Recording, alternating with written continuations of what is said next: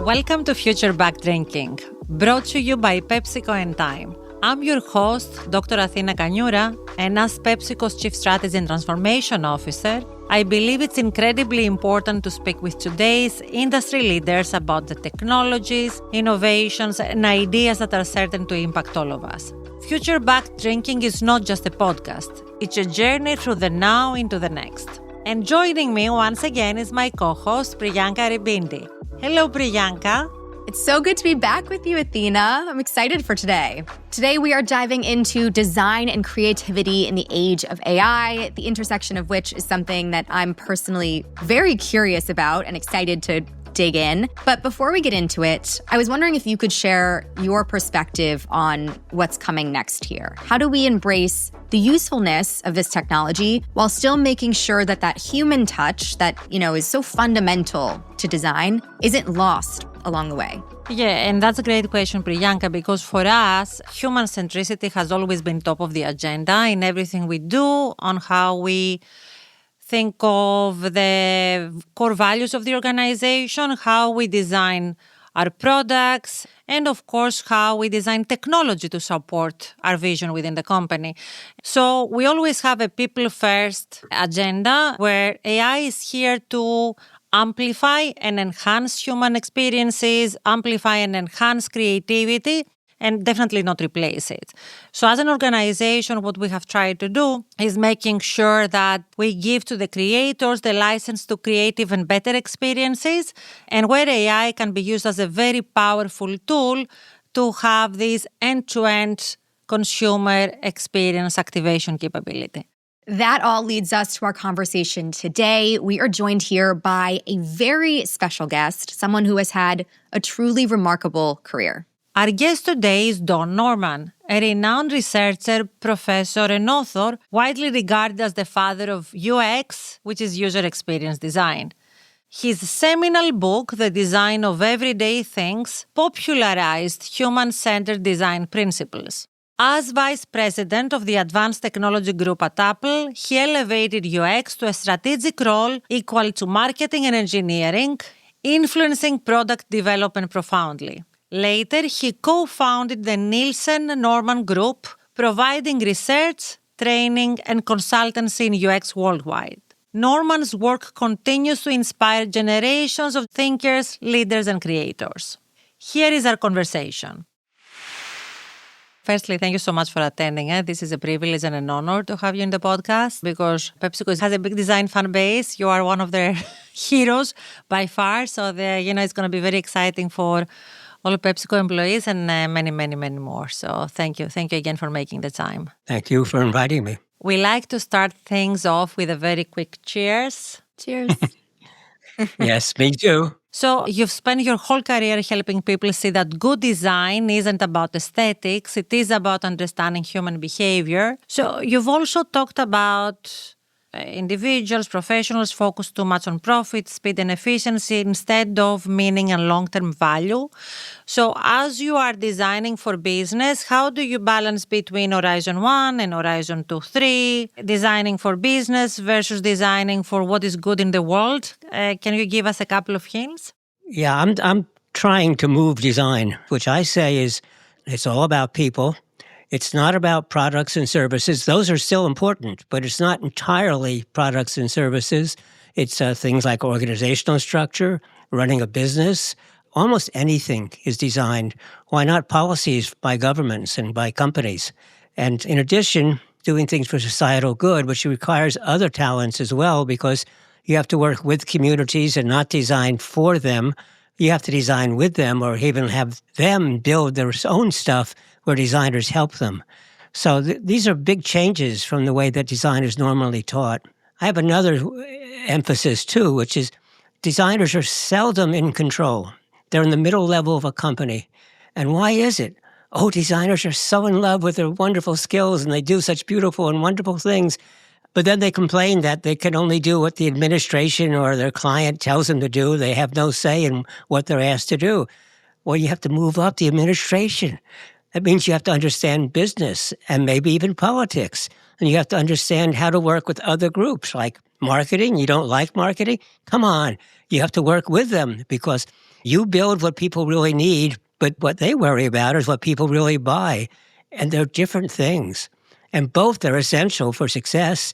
Sorry, money is important and the scheduling is important. Now, I think quality of life is the most important thing, but don't let that detract you from the fact you must stick to the schedule and you have to worry about costs. And talking about experiences in your newest book, Design for a Better World, you write about moving beyond human-centered design towards something broader that you call humanity-centered design. Yes. Can you explain to us what it really means and how do you train designers to use technology in a different way to be able to amplify their trade? Well, it's not that difficult. I like to point out to this book, this is The Design of Everyday Things, which, well, it's about everyday things, some of which are badly designed. The cover shows a coffee pot for masochists is the name, because the handle is right underneath the spout. So it looks beautiful, but you couldn't use it. And it's basically the standard now introduction to design. And it's not an advanced book. It's really for the first book in design. It's wrong. That usually surprises people. Well, it does surprise me. What's wrong about it, I say? Nothing. There's nothing wrong in the book. I still believe in everything that's in the book. I still teach it. What's wrong is what's not in the book. And what's not in the book is worrying about how we destroy the environment to get the wonderful materials and to change it into something we could work with, the smelting process and the manufacturing process, all of which destroy the land, the water, the air. And we have to stop that. And we can stop it. And there are ways of doing it, but it does mean changing the way we do things. Now, designers have sometimes been blamed for designing all these things that are causing the trouble. No, designers aren't at fault because designers don't have much say. So in order to solve the problem, not only do we have to design differently, but we have to move up into positions of authority. Why aren't more people chief design officers of large companies? There are very few. What we need to do is have a say in what we are building and how we build it.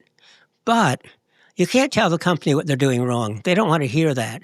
It's not that they don't want to know. They do need to know. But telling them what they're doing wrong doesn't help. You have to tell them the solution. And you have to give an answer that is actually sensitive to the needs of whoever you're working for and how they can stay in business. And actually, many of these methods will cost a bit of money to implement, but after that, they'll save money. And you have to demonstrate that you must have people with different kinds of skills. And these skills are not just design skills. You have to work with marketing. You have to work with the programmers. You have to work with the engineers. You have to work with the finance people. You have to work with the sales people. They have to understand how the world works. And today, that's not part of design education, how the world works. And yet, if we want to make a difference in the world, well, you better understand that. And that's why I wrote this book, Design for a Better World. And this book is different from any other book I've ever written because I start off looking at history, economics, politics, and a large number of different issues because you need to know those. Your book does talk about a very different discipline from what we've all known that goes beyond the borders of what historically a designer would do. So are you suggesting that a great designer should also be great in finance, great in business, great in technology, and evolve kind of their thinking, not just the domain that they know, but also horizontally on how they think of the universe of a business across every facet of the organization? Yes, but no, because obviously a single person can't be an expert in all these different fields, but the design group ought to be. So that means at least one person should be an expert in the different things that you need, but also, depending upon the product and the work you're doing, bring in the experts to work with you. And I also think, by the way, that you should have marketing and the engineering part of your design group. Because, look, designers just like to finish their design. See, I'm finished. It's yours now. And then they get angry because it isn't built the way they intended. Well, why weren't the marketing and the engineers and salespeople part of your design team so you could understand what their requirements were so that you could incorporate them from the beginning? Well, you should know that to start with. Second of all, if you aren't an expert in different fields, you're using new materials, say, and doing a new manufacturing process, you better get the manufacturing people in to make sure that they're comfortable. And also, you get experts from these fields. So as your question implied, that you have to be an expert in everything. No, but you discover what fields you need expertise in, and if none of your group has it, have somebody come and join you just for this project. Something that I love about what you've been saying is that, and a through line really in all of our conversations, is that there's so much more interconnectedness between these disciplines than one might originally imagine. And something also that we talk about really frequently is AI, its effects on business, how we're going to move into the future. And what I'm really curious to know from you is how you see that relationship between design and creativity, AI, and the technology that the technology enables. There are lots of different technologies, and actually it's important to notice that we are in the middle of a number of technological revolutions. There's new types of materials, new types of manufacturing methods, new sensors, which allow us to, first of all, for the body and for healthcare. I was working with a hospital here in San Diego, which has bought 1,000 of Apple's new Apple Pro, basically virtual reality. They call it spatial computing. And they're using it even in doing the operation.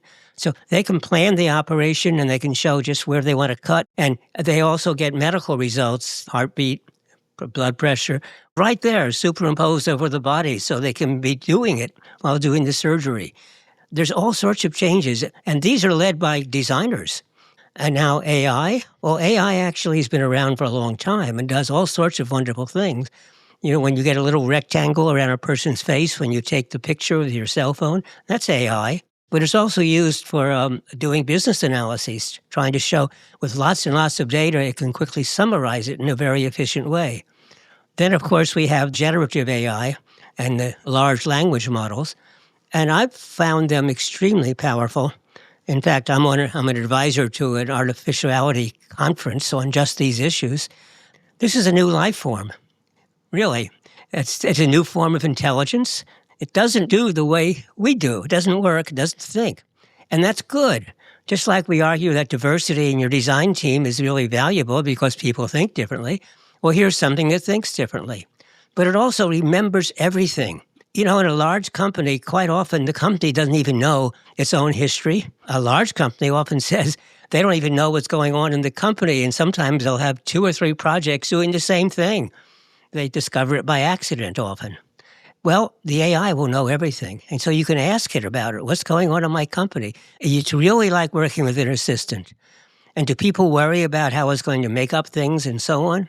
Well, if you're trying to design a new product and you need ideas, you can tell whether what they're telling you is sensible and whether it's possible. If not, almost always it provides references today, and you can go and check and learn more. So it's also a good learning tool. Look, it's very young.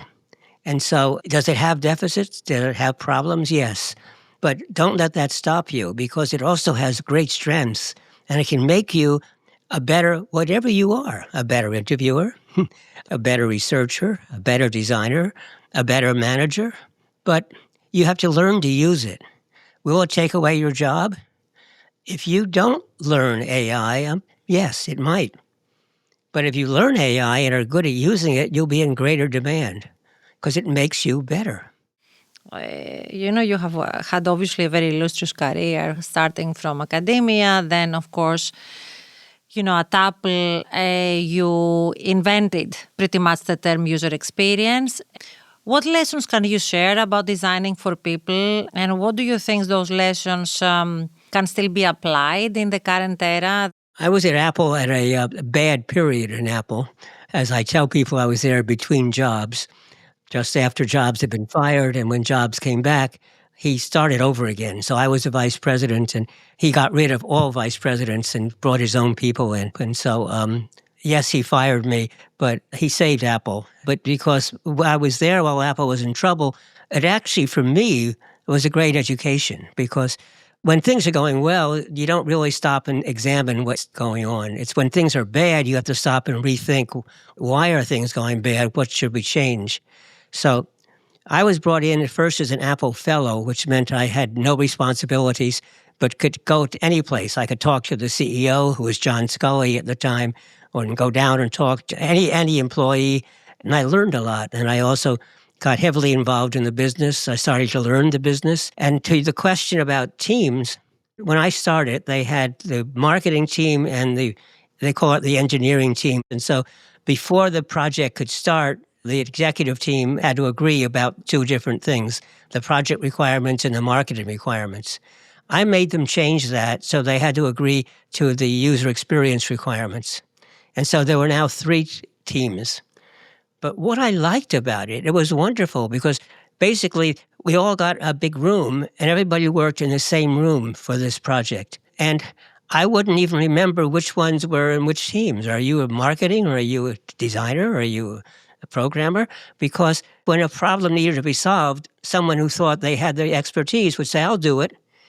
And that's the way a team ought to work. They all work together and they talked about their issues together and they produced really good work. And that's been my model of the way that good teams ought to work. You shouldn't have the design team pass it on to the manufacturing team or the marketing team. No, they should all be in it together. That's not the way it's normally done. And I think with that, we are going to the lightning round. Oh, my. Which is, how we end every episode, where we like to ask our guests a series of quick-hitting questions to get to know them on a more personal level. So, Don, are you ready for the difficult questions? No. No. Well, even if you're not ready, I'm going to ask you. Okay, I'm starting. What's something that you think is brilliantly designed and something that you feel is terribly designed? Brilliantly designed is surprisingly difficult because, to me, design should be invisible in the background. I'm talking about the ability to use it because I focus primarily on the use, not the appearance. And if it's really done well, you don't notice it. It's only when it's bad that you notice it. So I knew you were going to ask that question, and I searched around in my mind for what's a really good example, and I had real trouble coming up with that. Now, the second part of your question, doors. You either push it or pull it. And how come they're so badly designed? So how come something as simple as a door has to have a sign saying push or pull? And I was just at this new design school that just got built. It's a brand new thing. And they have pull handle. It's an obvious handle. You look at it, you grab it, it's obviously to pull. But it's the same handle on both sides of the door. So it has to say push or pull. And I kept saying, look, you're a design school. Can you change one of the handles so it's just a flat plate? Because if it's just a flat plate, what can you do to it? Nothing except push. You don't need a sign. If there was any one piece of technology, I know we've talked about a lot of things already, but any piece of tech that you could redesign, what would it be? Besides doors, one of the things I am working on right now is how do we design the new types of AI systems that are really designed by designers to be collaborators? Because right now they're built by mostly technologists who understand the technology. But in order to make it a great collaborator, it has to be designed somewhat differently. And that's what I'm trying to do. I'm not actually involved directly, but I am involved as an educator in trying to train people to do this. It's human-centered AI is sometimes what it's called. What's the most surprising place or situation where you've had a breakthrough idea? Breakthrough ideas are interesting. I've had a number of breakthrough ideas, but they don't occur the way it sounds like that I'm thinking and suddenly, oh, my goodness. Oftentimes, I work in a project and I give up and I go away, and then I get an idea in the middle of the night. I tell people, if I have a good night's sleep, I know I'm not creating. Whenever I'm really thinking about a new project, I wake up in the middle of the night with an idea and I have to run out and type it. So a good way of thinking about it is this book, The Design of Everyday Things. The main theme that got me going was I had retired for the fifth time. It was the year 2020. I forget how old I was. Right now, I'm 89. Oh, wow. But I was looking around I said, look, I'm an educator, really. And especially my books have more power than anything else I do. And I was thinking about it, and I was sitting in this chair and looking out that window, and I can see the city of San Diego in the distance. I can see the Pacific Ocean. I can see the mountains of Mexico. I can see all sorts of things, and I realized almost everything I saw was artificial. Because I said, I have a flat lawn in front of me, but I live on a steep hill. So they had to make it flat. So in order to make the steep hill livable, they had to do a lot of work to make the streets work, to make all the houses have a flat area. And that means all the plants have been planted afterwards by people. I live in an area called Wesley Palms, but all the palm trees were planted. And the city of San Diego, well, it's artificial. Mission Bay, which is a wonderful sporting bay, it was a swamp, so that's artificial. The mountains of Mexico, well, the mountains are real, but the concept of Mexico, the concept of countries is artificial.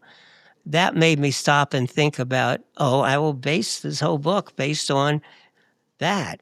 And that really gave me the outline, the structure for the book. So it wouldn't be a future back-drinking podcast without this question. If you could pick one person to have a drink with, who would it be and why? I knew you were going to ask that question, and I failed because, I've met many really great people in my time. With some, I have had a number of discussions and so on.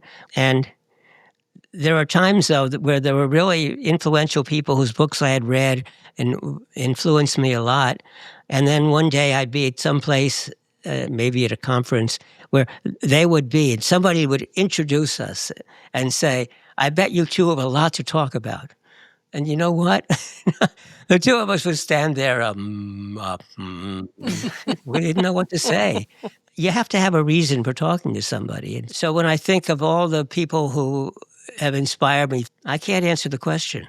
You're the first one who cannot answer this question. No. But I liked your answer still. It was still a good answer. It's still a good answer.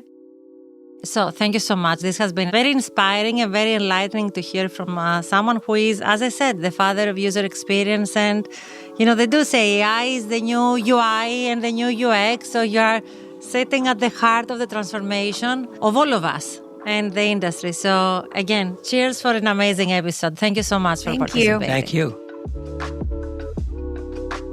Athina, that was another incredible conversation, really interesting. I think something that stood out to me is the vastness of design. We're both two people who don't come from the design world. The way Don Norman approaches design is so broad. It's about organizations, concepts, industry, and not just the design of things. I would love to kind of hear from you about how Pepsi approaches design, and not just, from a can perspective, but how you're thinking about it in terms of your organization. Well, firstly, we are one of the first companies that had a dedicated design team under a chief design officer. And, and we've seen firsthand the difference it makes to embed design thinking and design in everything you do, from how you are actually designing the product, but then how do you design experiences? I have under my organization a service design and digital product design team.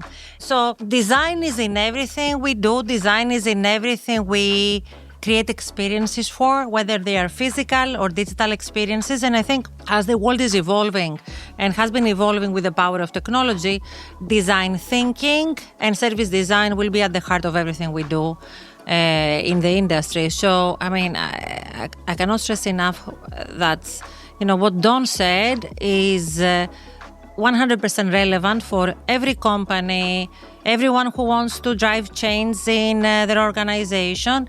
And, it takes a team to drive ROI out of those capabilities.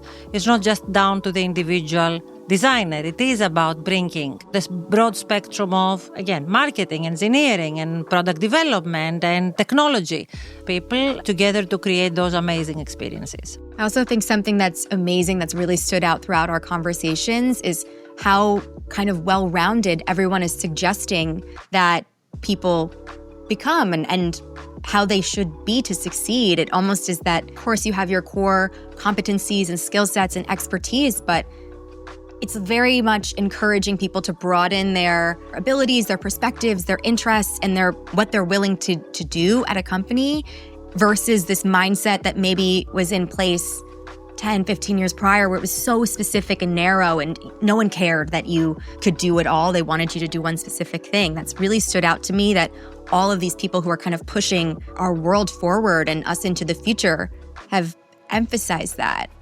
Yeah. And that's why I like the pivot from the human-centric design to the humanity centered design, because it is about this, broader spectrum of using every experience you have, every knowledge you have, every breadth of the capability you have in the organization to create the superior experiences. Thank you for listening to Future Back Drinking. We hope you enjoyed the conversation. Please be sure to like, subscribe, and stay connected with us on all your favorite podcast platforms. Until next time, take care.